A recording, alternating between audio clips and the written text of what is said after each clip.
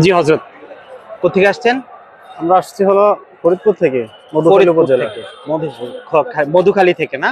আচ্ছা আচ্ছা, আপনাদের আজকের সমাবেশ কেমন হলো? সমাবেশ কি সফল মনে হয়? মাশাআল্লাহ, আজকে সমাবেশ সফল হয়েছে আলহামদুলিল্লাহ। এই যে এত বছর পরে আপনারা সমাবেশ করতে পারলেন, একটা রাজনৈতিক যে একটা অবস্থা ছিল বাংলাদেশের, যে বিরোধী মতকে দমন করার, আজকে আপনারা সবাই একটা উৎসব মুখর পরিবেশে মানে সমাবেশে জয়েন করেছেন, কেমন ফিল করছেন? আসলে ফিল এমন ফিল করতেছি, এটা ভাষা প্রকাশ করতেছি না, এত আনন্দ পাচ্ছি। আচ্ছা, সেটার কারণ হলো বিগত যুগের পর যুগ স্বৈরাচারের নির্যাতনের শিকার ছিলাম আমরা।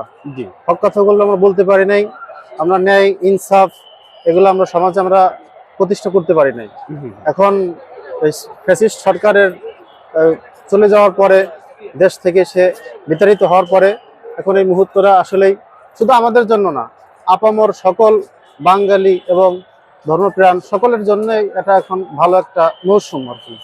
জনগণ কি আপনাদের উপর আস্থা রাখতে পারবে?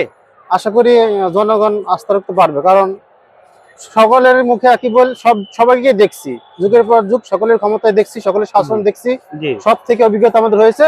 এখন আমরা জামাত ইসলামকে দেখতে চাই ক্ষমতায়, এরকম আস্থা আশা করি সকলের উপরেই আছে। আপনাদের রাজনৈতিক চিন্তা ভাবনা কি? আজকে কি ঘোষণা হলো মঞ্চ থেকে?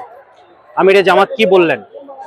আজকে আমিরে জামাত বলছে আমরা ইনশাআল্লাহ আমাদের যে সুশাসন, কোরআনের শাসন, কোরআনের আইন বাস্তবায়ন, এটার জন্য আমাদের আন্দোলন। এবং যখন কোরআনের আইন, সুশাসন, কোরআনের শাসন আসবে এই আমাদের দেশে, এটা বাস্তবায়িত হবে। কোরআন আমাদের সংবিধানে যাবে, কোরআনের আইন অনুযায়ী সংবিধান চলবে, তখন দেশে কোনো দুর্নীতি থাকবে না, জুলুম থাকবে না।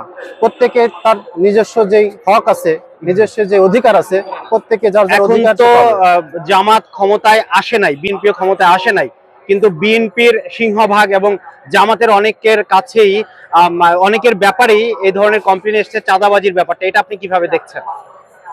জামাতের ব্যাপারে আসলে এগুলা আগে আমরা নিউজে দেখতে পাই।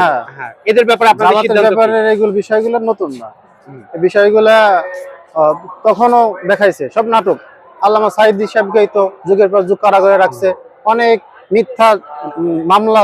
এখন তো আর ফ্যাসিস্ট হাসিনা নাই, এখন সরকার তো আপনারা সরকারকে চালাচ্ছেন। সত্যি বলতে সরকার এখন কারোর না, সরকার জায়গায় আছে, আমরা সবাই সরকারে আমাদের মনে করতেছি, কিন্তু সরকার আসলে কারোর না।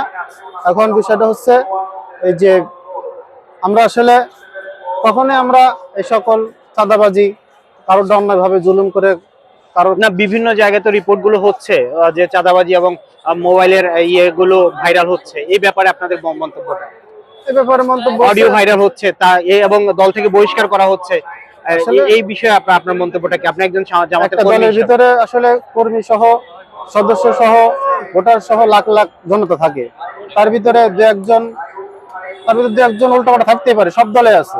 একেবারে প্রত্যেকটা মানুষ সকলেই তো স্বয়ংসম্পন্ন না, দোস্তুরি সব দলের আসে, সব দলেই কিছু কয়েকজন থাকে, কিছু লোক থাকে তারা উল্টাপাল্টা এবং দুর্নীতি করে, সমস্যা করে। আপনারা কি জোটের ব্যাপারে কি চিন্তা করছেন?